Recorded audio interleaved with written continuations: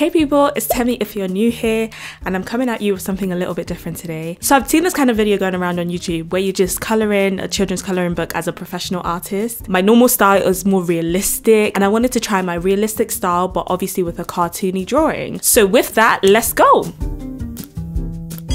I don't own any children's colouring books, but a while ago, Color Noir App reached out to me on Instagram to see if I wanted to download their free e-colouring book, and I thought, why not? I love a freebie. So I downloaded it and thought nothing of it. But when I had this video idea, I thought, perfect, let me use their colouring books today. This video isn't sponsored or anything, but I thought it would be great to use something that you guys can also download if you want to. So I'll leave a link to it down below, and it has all of these pages of really cute illustrations, and I've printed 2 of them out. And I'm trying to decide which one to colour. So I think the side view might be a bit harder, so let's try our hand on that for today's colouring. And to be honest, I don't want to hear that it's cheating, that it's not really children's colouring book, because I'm so sorry, this is all I could get my hands on, so please, let's not fight today, okay? 2 people that I've seen absolutely ace this challenge are Chloe Rose Art and ADC Art Attack. I'll link both their channels down below. Amazing, amazing work. But Chloe, when she did this video, did a really cool technique where she transferred the drawing onto wood and then she painted it. Honestly, incredible scenes. You guys should definitely check that video out if you haven't. But that inspired me to then transfer the line work onto my sketchbook so that I could use markers and everything else like normal. So I'm using this Arteza transfer paper, and it has so many sheets inside. It's so great because you can reuse it. I'll link it and all the supplies I used today down below as usual, and I'm just drawing over the lines in biro. I'm using a different color biro so that I can kind of see where I've sketched already, but this is a fantastic transfer technique, and I use this for my normal work anyway because I like to sketch on a separate sheet of paper and then transfer the sketch when I'm happy with it. If you don't have a graphite sheet like this, not to worry, you can always shade the back of the page with a pencil, so like a soft pencil, and then you can sketch over the lines as normal. But now that we've got our sketch, we're ready to start colouring. I've got this new set of Ohuhu brush markers and I'm super excited to use it for the base of this piece. So this is what it looks like. It's got brush marker on one end and it's got a smaller tip on the other. It also comes with this bit of plastic maybe that you can use to lean on so that when you're colouring it doesn't bleed through to the next page. And I'll definitely be using that because if you saw my last Ohuhu video, you know that it bled through a little bit and I was not happy about that. And also I've already done the swatches, so I've swatched all 120 colours, and guys, I'm in love with this colour range. I initially used the chisel tip in the 100 colours and I've been waiting for the brush tip to get back in stock. So when Ohuhu reached out to send me these, I was too excited. So now I'm just looking at the colour swatch card. I'm trying to think about where the skin tones lie. So I'm thinking brown skin, and I don't know what colours to use for her outfit yet, but I'm just trying to understand what colours might even make sense. This is my first time using the set, and if you saw my last video using the Ohuhu markers, I was colouring blue skin, so it was very different. I'm a bit scared, I'm not going to lie, but let's start off with these colours and see what we can come up with. Starting off easy with the brown eyes. I don't know what is possessing me to use this massive brush marker instead of the other end, but clearly I'm brave. Like even for the small dot, I'm using this massive marker, but at least nothing's gone wrong yet. And I'm just trying to go simple because I really don't know. Of course, we know the whites of the eye isn't complete white, so I've got a little bit of grey shadowing going on. And then let's try this skin. For all my normal portrait pieces, I always start with the eye because I think it's important to start with the part of the drawing I want to put the most amount of time on. But while doing this, I'm just realizing that I don't know if this technique will work today because the browns are looking a bit higgy and haggard already. I'm not feeling this at all. You guys that are regular subscribers of mine, you know that I've got aphantasia, which means I can't see or visualize things in my mind. So having a blank canvas like this is very scary. I'm used to copying a reference picture almost exactly. So having to imagine where the shadows will go or where the darker colors could go or how to do anything, it's just honestly so difficult. And I have a reference picture that I'm kind of referencing so that I have the right skin tone colors. But at the same time, this line drawing is like a side view. So of course it's not easy to actually reference anything when doing this kind of coloring. And that's kind of why I wanted to try this video because stuff like this is so difficult for me. And I don't know if you guys can relate, but if I can't see something, it feels like I'm just firefighting the entire way. And look at how higgy and haggard everything is looking. Like, this is not cute. I'm thinking, okay, let me just color the whole base and then try to add shadowing here and there. But having a stark white background here is kind of scary. I'm using the darker brown now to add a bit of shadowing, but you can see that there is a big difference from the first brown I used to this one. And she's still not looking cute. I'm just like, I don't want a cartoony style, I want a realistic style. But where do the shadows go? I'm not too sure. I'm just trying my best. I'm just trying to do something that's making sense. And an awful attempt at blending. Oh my god. I've picked the first color again and I'm trying to go over the same spots because it makes it slightly darker.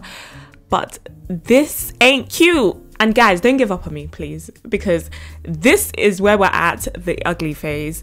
So I always speak about the ugly phase in my videos, and God, this thing is looking all types of hideous right now.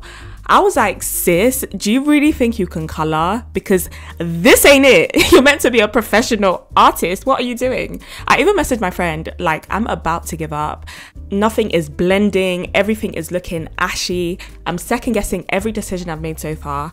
Why did I choose this skin tone for her? Maybe if I'd gone darker, it would have been easier to blend.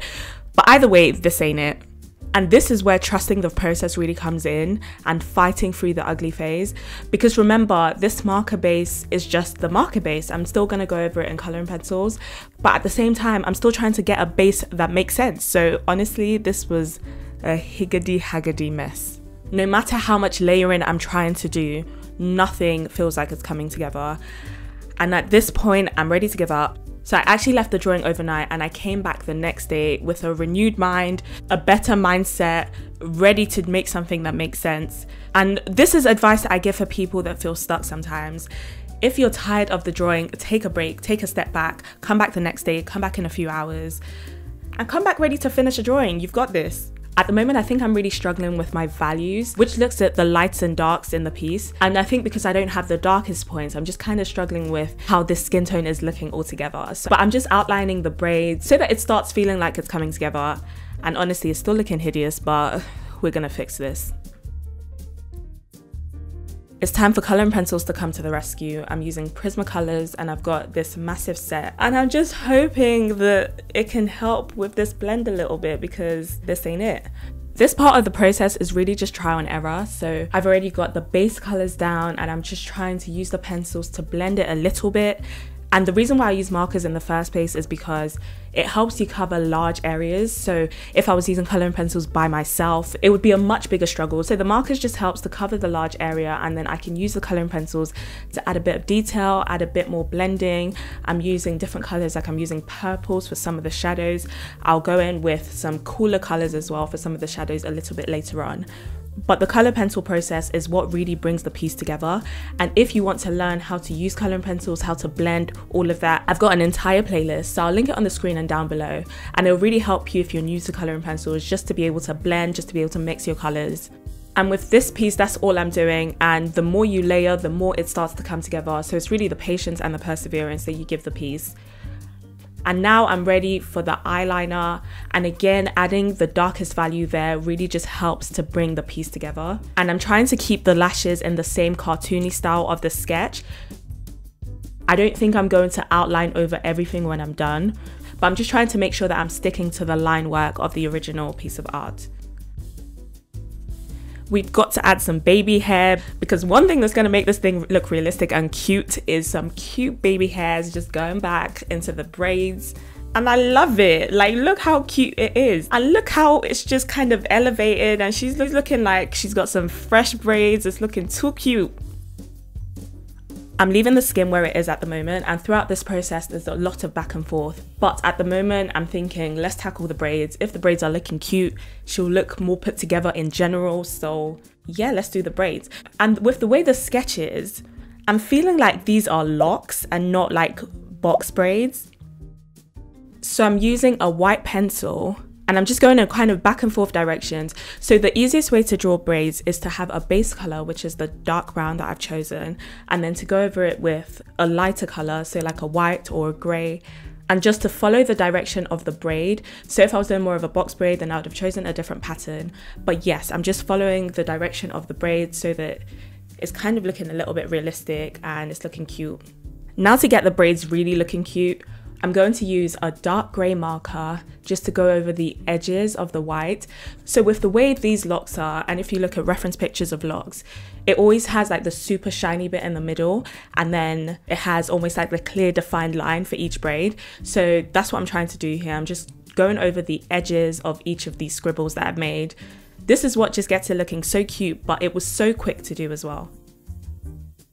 Now that her locks are done, for the neck and the rest of the skin that we can see, I tried a slightly different technique where I only put a base color down, and instead of trying to blend the markers, I would then use my coloring pencils to add the shadows and the highlights.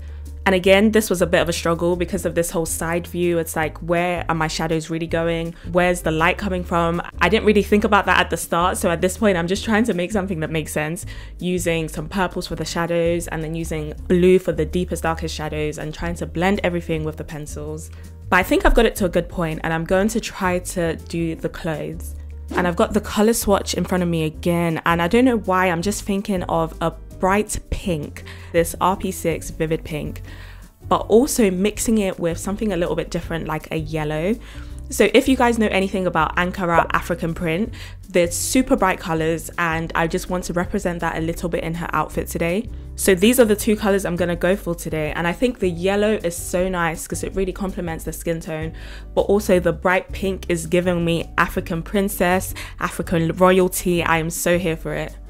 And clearly I can't color in the lines. Here I am being brave again, using the brush marker side. Guys, please be better than me. So I've got this cute pattern going, and I'm so here for this outfit. Like, I would actually wear this in real life, and I'm just trying to use the coloring pencils to add a little bit of shadowing so that we've just got a tiny bit of detail. Again, without a reference picture, this really is a struggle, but we move.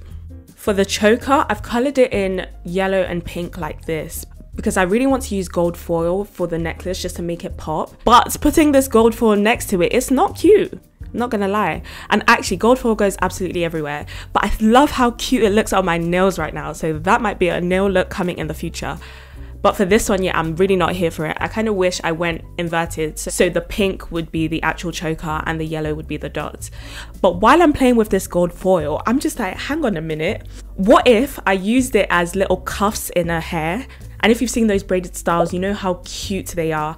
And I'm just here for it. Because with this kind of outfit, I could see my little sister having, you know, these little gold cuffs, and it just brings the whole outfit together.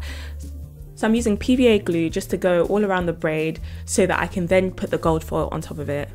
And this was very fiddly to work with, especially with my nails. Maybe next time I'll try to use tweezers or something to help. But I'm so here for it. Did this thing not just go to the next level? I am so pleased with how it's coming out so far. Like, remember the ugly phase, like how many minutes ago? We overcame, and she's looking cute. Her pink trad outfit is making me feel like she should have a richer pink lipstick color, you know, that matte ruby color. Is that not MAC Rebel lipstick? That's what I'm feeling. Just a richer pink on her lips, so I'm just adding that. And now I'm taking off the excess gold foil, and guys, she is done. We need to give her a name. Leave a comment down below what we should name her. She has come out so cute. I really hope you liked it. I loved doing this. If you want to see me do more of these, give this video a thumbs up. Thank you so much for watching. Please like, please subscribe, and I'll see you on my next one. Goodbye.